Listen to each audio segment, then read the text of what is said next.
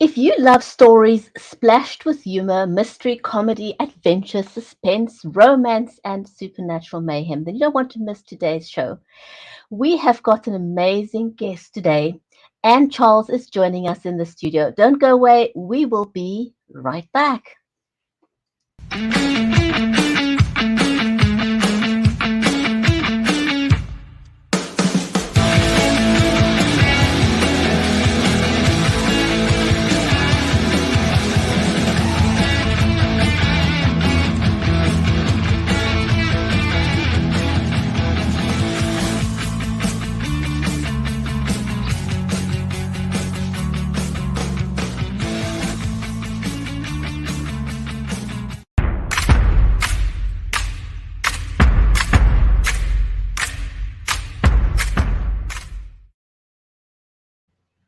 If you've just joined us, then welcome to the Writer's Corner live show. If you have not watched the show before, we go live every week this time, and our show is brought to you by Be Live Media, Creative Edge, and StreamYard. So, warm welcome whether you're watching us over on Facebook, on YouTube, on LinkedIn, Amazon Live, Twitch, Twitter. Welcome to the show. One of the things that we're very passionate about is helping you level up. Now, since the pandemic, more and more authors have been going online to promote their book and just to create awareness of their brand. So one of the things we'd like to do is help you level up on how you can appear live. I know that most of the authors go live using their phones, and phone cameras are absolutely awesome. They worked perfect. But here's a quick tip for you. I think the natural inclination, especially if you're going live on Instagram, for example, is to go live on your phone in portrait mode, and that's absolutely correct. This portrait is great for Instagram and TikTok, might I add. But if you're going live on anywhere else, like on Facebook or LinkedIn or any of the other platforms, turn your phone into landscape mode. It gives you a bigger real estate area to go live in, so you can use your hands, be a bit more animated, read your book, and you're not having to scramble to find enough space on a tiny little screen when you could get a better result going live in landscape. The other quick tip is when you are promoting your work, put your phone, if you are using your phone, put your phone onto a tripod, any tripod of any kind. But stabilize your phone. And the reason you want to do that is it's very difficult to hold your phone in your hand. It'll shake because it's not possible to hold it still, and people might get seasick and click away. So stabilize your phone when you go live. Those are just some of the quick tips. And if you want to really level up and you're going live on your computer, invest in an external camera or a microphone to level up. But let me get my amazing co-host to join me on screen. Mary Elizabeth Jackson is an award-winning author herself. She's also a disabilities advocate, a ghostwriter. So do go and check out her work. Mary, welcome to the show. How are you today? I think the technology gremlins has gotten to us. So Okay, I did unmute. I did. I witnessed myself unmuting. So, anyways, but yeah, I'm doing great. How are you? We've had a lot of laughs about technology that we could talk about for a while, and we just keep going and rolling with. That's what life's all about, and it does bring some chuckles, doesn't it? But I'm doing great, and I'm so excited to be here, and I'm so excited for our author. Now, I was planning to wear a cowboy hat. But the cowboy hat is at college with my daughter. So we just imagine we have cowboy hats on with me and coming. So. Yes, I'm absolutely looking forward to chatting to Anne. She's a USA Today Bestselling author, and she writes character-driven, award-winning stories splashed with humor, mystery, comedy, adventure, suspense, romance, and supernatural mayhem, she says. Now, Anne knows what she's doing because she's got a BA in English with the emphasis on creative writing from the University of Washington. She's also a member of Sisters in Crime and Western Writers of America. So let's invite her to come and join us on the show, shall we? Yes.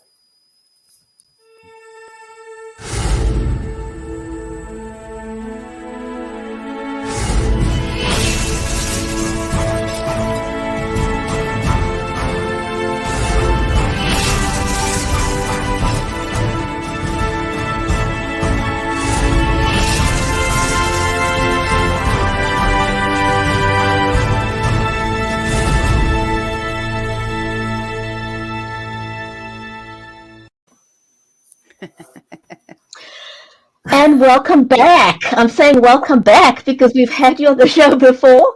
It was delightful to have you on the show, and so great to really welcome you back again. How are you doing? Thank you for having me back. And I'm doing well. Made it through August, summer month here in the Southwest US, and that can be pretty crazy with the monsoon season that comes through our area. So everything's green outside. You wouldn't know you're in Arizona right now, and starting to dry out finally. So looking forward to fall. Awesome, Nice, awesome.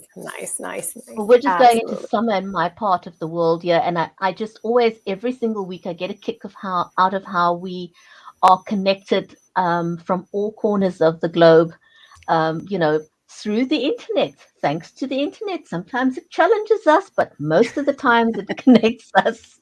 Right. Yes, and it's hot here. We're very hot still. So, and I'm sure Anne has had a tremendously hot, one of the hottest summers we can remember, probably. Right. Well, interestingly, you'd think with Arizona we would have baked so well, but because we had a really active monsoon season that started in late June, and that brings every day we'll heat up in the morning and then we'll get rain in the afternoon and it'll cool us down. Now we stayed steamy, which you're used to, Mary, but we're Mm. not. I mean, I'm used to 10% humidity, and all of a sudden, it's Oh, 80% humidity and we're just dying. I'm laying on the tile floor going, okay, enough with this yeah. humidity. Get me back to Right. dry, right?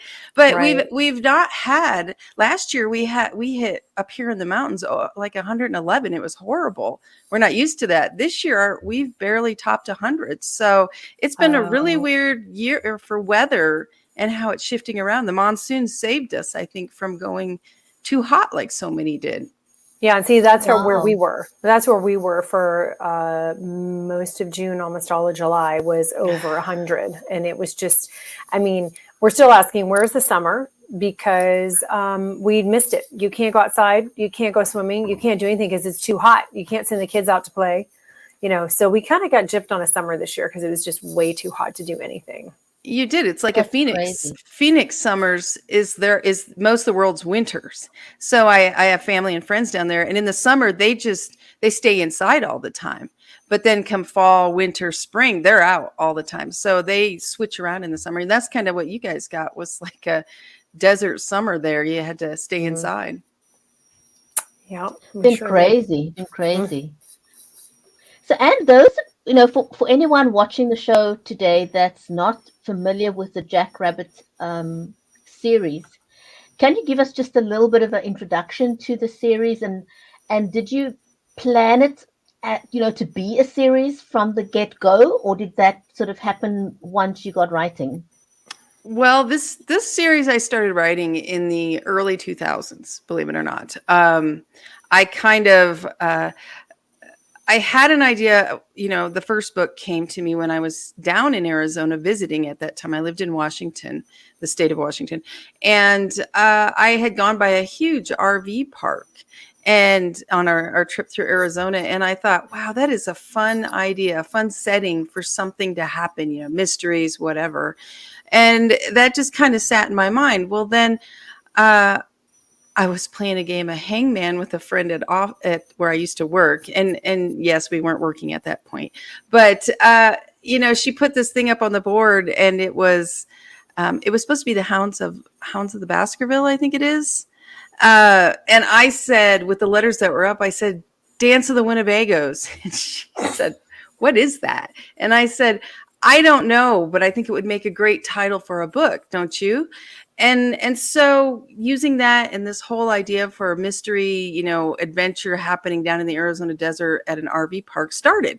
And that's the Jackrabbit Junction mystery series. It's set in Jackrabbit Junction, where it's a tiny junction where all there is there's a bar, a gas station, a couple small stores, and an RV park called the Dancing Winnebagos RV Park. And so the whole series is about the Morgan sisters. And the first one, Dance of the Winnebago, stars Claire, the middle sister, and she's come to Arizona with her grandfather and two of his Army vet buddies, not by choice. Her mother, kind of made her go because her mom's afraid her father, the grandfather, is going to pick up a gold digger, because the grandfather and his Army vet buddies have come to the RV park and set up to have via a chat room, a bunch of ladies come because they're looking for wives.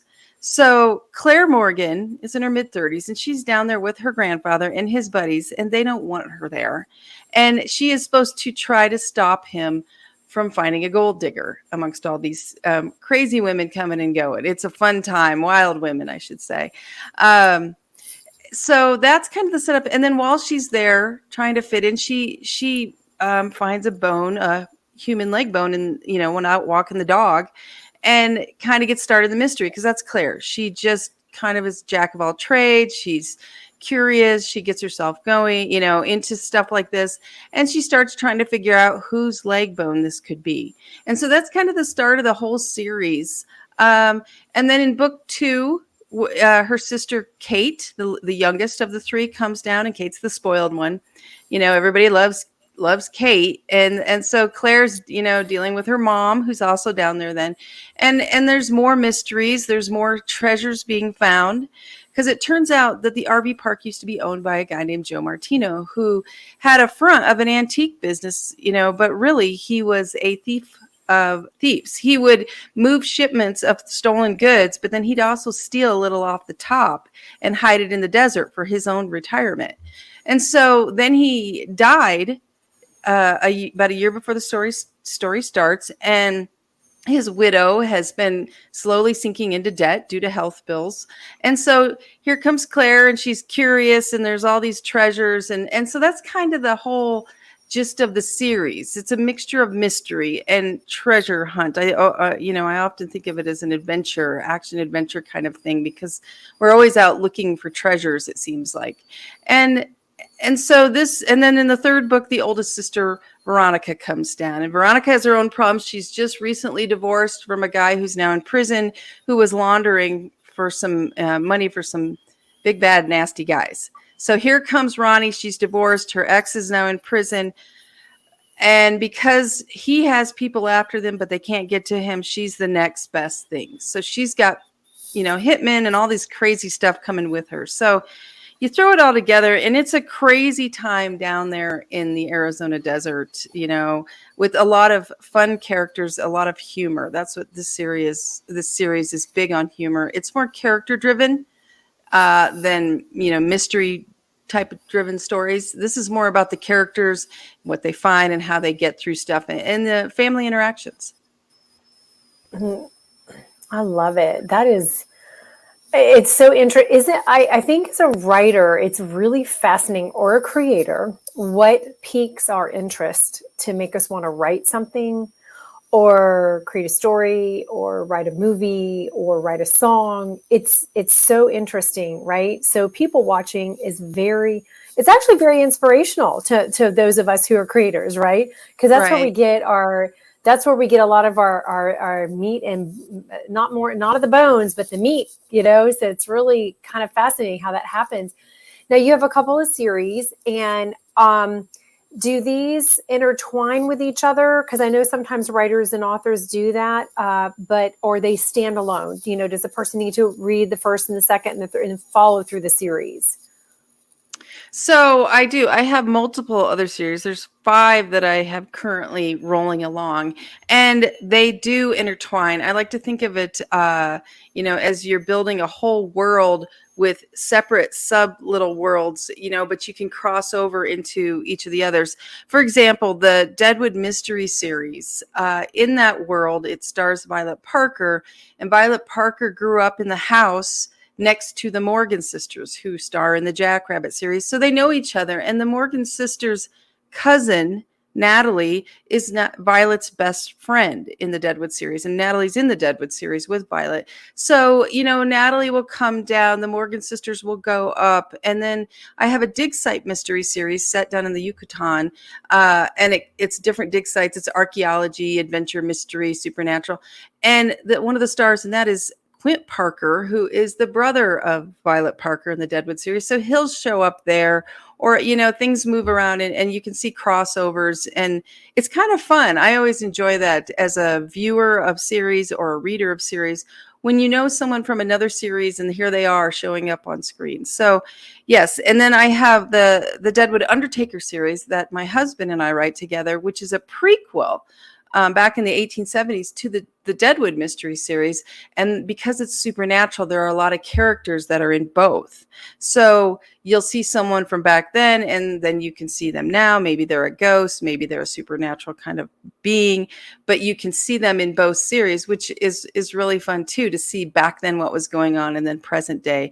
So I do kind of try to tie everything together to make it more of a fun world. So if you invest in one series and you like it, then maybe try another, and you'll see some ties and some characters going back and forth, which I think is really fun as a reader. I enjoy that, and a viewer of TV or movie series. I enjoy that too. Very nice and very fast paced. Now, I want to ask you something.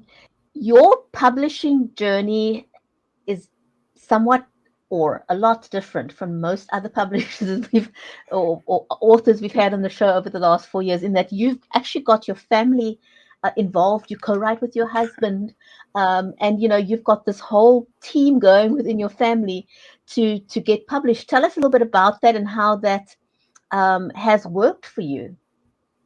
So yeah, we have a running kind of joke of anybody new coming into the family, you need a resume to show what your talents are, so we can figure out how to fit you in and how you could be helpful to the whole family in this. It started way back when I was trying to get in with, back in the late 90s, early 2000s, trying to get in with some of the bigger publishers, and hitting walls because I am mixed genre. And at that time, they wanted you to be either mystery or romance or thriller. Pick a team.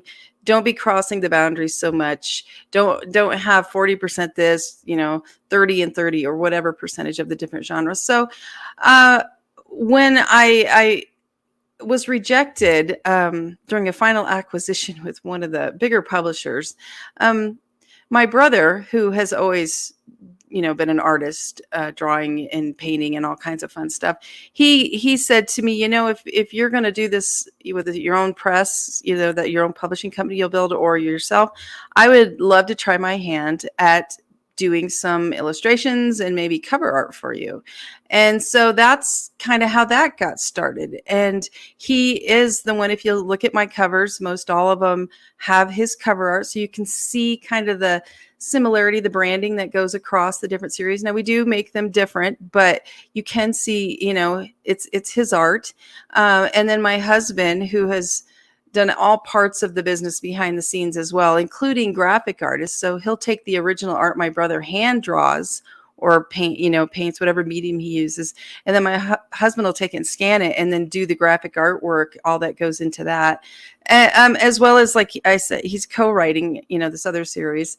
He does a lot of, like I said, there's tons of behind the scenes. Anyone who does this knows all the background stuff you have to do with technology and different platforms, retail platforms. So there's that. Now, my sister-in-law, my husband's oldest sister, she was always in marketing years back. And so one of the things as we started building, we started talking with her as, would you like to try your hand at book marketing and help some more with that? Because there's a lot that goes into marketing. So she was interested, and this was years back, and has been with us for years as kind of our right hand with so many promo and, ads and all kinds of stuff, doing all that work that's marketing related and helping out in so many ways. So then I have an oldest sister who, she had gone to college, accounting and different things. And I said, I need help bookkeeping. A lady who had been doing it when I first started retired. And so my oldest sister came on, and she's a bookkeeper, as well as she goes to different events and takes the books and sells them at different events in her area. So that's just a part of what goes on. I mean, it really is a family operation. Our kids always help at book signings, of course, like they have a choice, but they're always very helpful and willing to be there with us. And it's just more of a family endeavor that we all work together to try to, build this up. And it's been through that support that, all this has happened, because anybody trying to doing it on your own is crazy. It's so hard. So anyway, that's kind of how the family's all been involved, and many, many friends. I have friends that are first draft crew, or they help me with keeping track of story worlds and so many things like that. So it's not just me. I'm just part of this whole big thing that we've built together. And it's a blessing. I mean, I admire you. I know last time that we had you on, it was such an inspiration to hear how everybody's involved, because I mean, I know what it takes to do all this, and it is a lot. And, there's times I am the only person, and it's like, you just go, oh my gosh, I don't even know how to do this. And how do you be successful at it? So you really do need a team and support around you, or you at least need support from family, giving you that time to write, giving you that time to do this. If somebody helps out with the cooking or the cleaning or the children or whatever it is, so you can get done what you need to do. Okay, so we want to know, can you tell us about the Twisty Tortoise Tussles, which I love names like that, being a children's writer. How did you come up with that? Was it intentional, or is it just like one of those creative thoughts that just kind of jumped in your mind?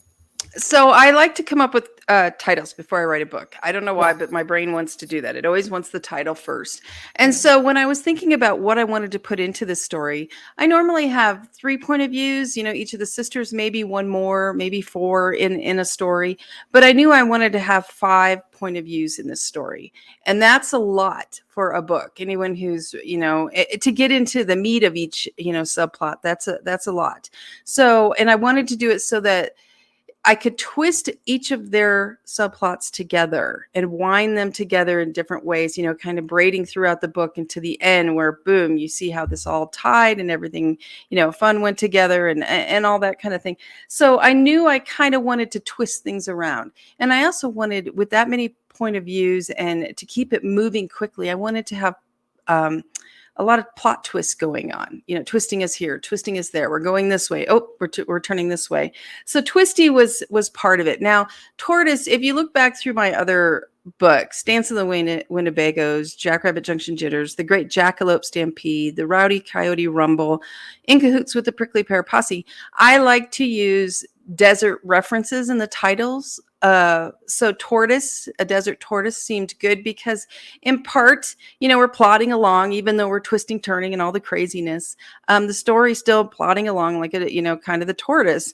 And finally, tussles, because I knew there were going to be tons of events and things going on and tussling and between characters, and with each of these books, I like to have kind of a fun, like rumble, like I said, or stampede, dance, words in the title that show movement of some kind. So tussles was perfect because we're going to be Twisty and Tortoise Tussles. And once I came up with that, I also envisioned this whole twister desert, dust devil in the desert that we have down here, that just, you'll be driving along and look off to the side of the road and there's a dust devil going just all over. And it's crazy. They don't follow a path. They just kind of go all over, and they'll circle back and they'll pick up, tumbleweed or plastic or anything sitting around. And it's fun. It's like watching the child run around, kind of. So I kind of wanted that feel too, with the, the whole dust devil feel of this whole story. So that was all that came together for Twisty Tortoise Tussles. That sounds awesome. So we're going to take a very, very quick break. And when we come back, you are watching the Writer's Corner live show. And if you could then hold up the book so everyone can see that gorgeous cover. And I don't know if you're able to just read us a short section out of the book. So we'll take a quick break. And when we come back, we'll get a short glimpse of what's in the book.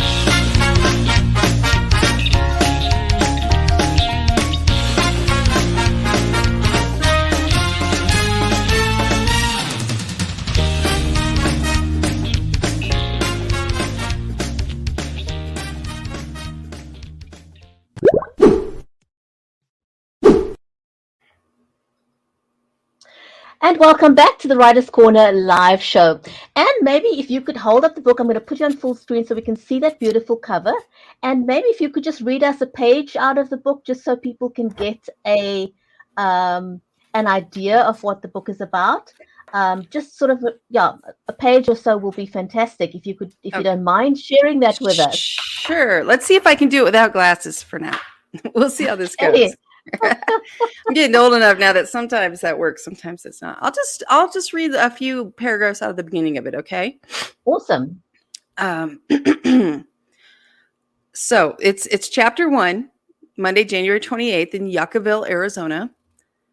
I, Catherine Morgan, current president-in-chief, officially call to order today's emergency meeting of the Prickly Pear Posse to discuss how best to rid this dusty, sunburnt corner of Cholla County, Arizona, of one Deputy Dipbutt, aka Ernie the Dingleberry Bully, who likes to harass innocent young pregnant women and wrongly throw them in jail.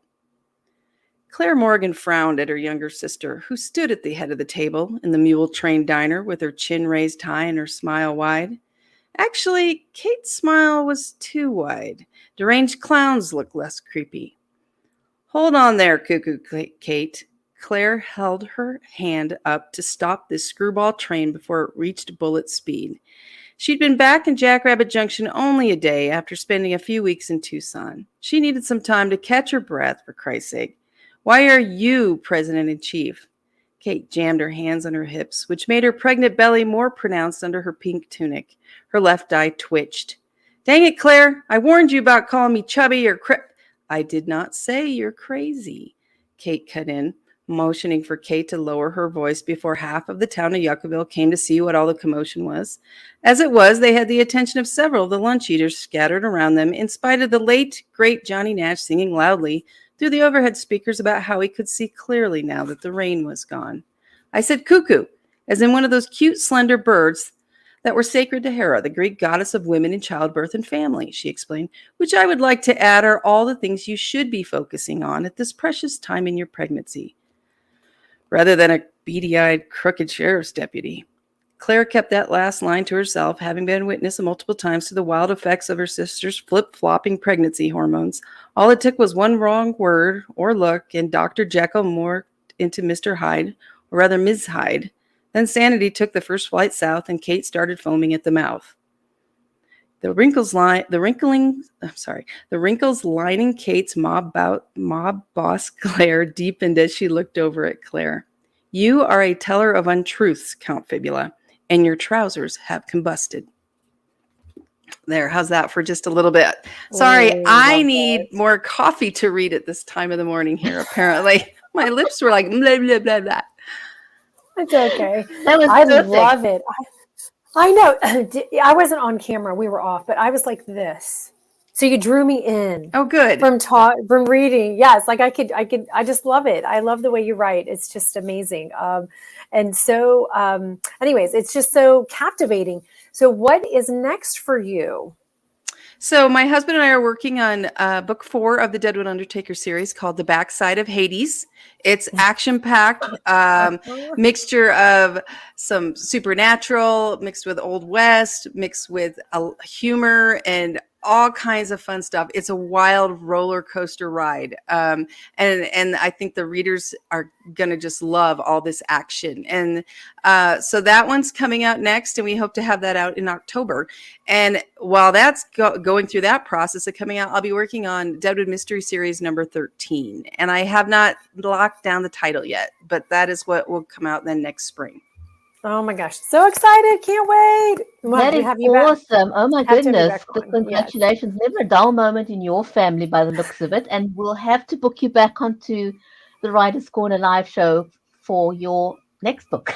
We'll all right. Like to know more about that.